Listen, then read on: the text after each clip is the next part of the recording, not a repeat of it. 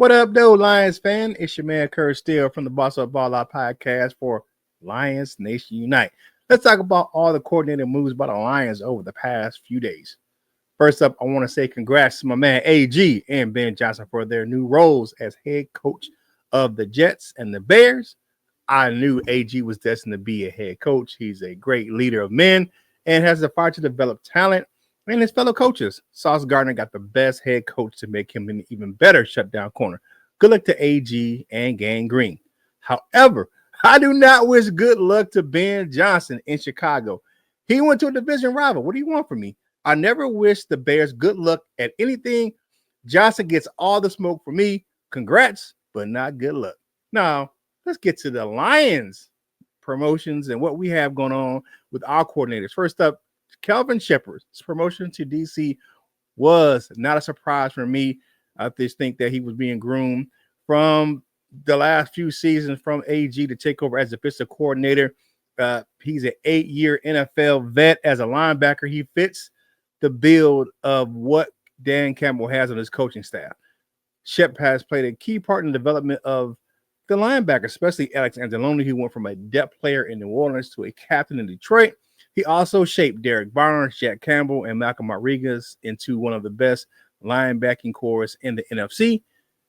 But he didn't only coach the linebackers in Detroit as an assistant. He helped coach the D-line as the pass rush coordinator. He did a good job with all the injuries last season to the linebackers. You look at it, it was this injury after injury. Derek Barnes early with Arizona. Malcolm Rodriguez went out for the year with the knee injury. Alexander Loney with the fractured forearm. But he got solid production out of the backup players and practice squad guys that joined the roster this season. And one thing, he knows the defensive scheme. There's not going to be a lot of change with Kelvin Sheppard taking over as defensive coordinator. And he brings that continuity to the position.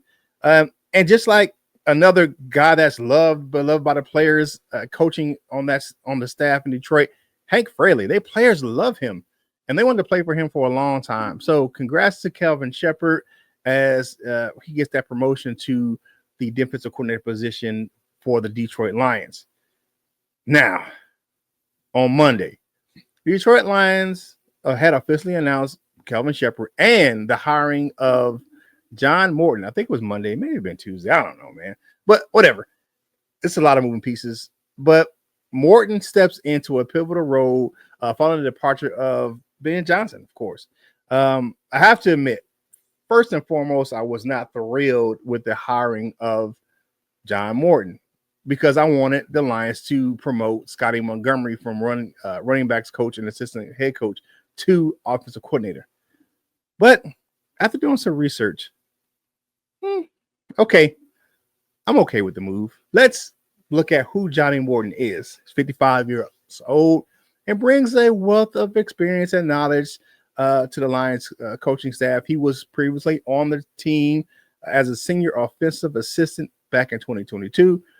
During that season, he helped shape the offensive strategy under Ben Johnson's leadership. So are we really playing Ben Johnson's offense, or are we playing a different version of John Morton's offense? And Lions head coach Dan Campbell praised Morton for his innovative contributions, which not only helped implementing the new offensive scheme, but also provided some valuable insights to one of the guys who we thought was going to be the OC, Tanner Engstrand, which the team continues to utilize today. So influence on Ben Johnson, influence on Tanner Engstrand, and who's been rumored to be the candidate for the OC job with the Jets joining AG. I hope he does not. I hope he stays with the Detroit Lions.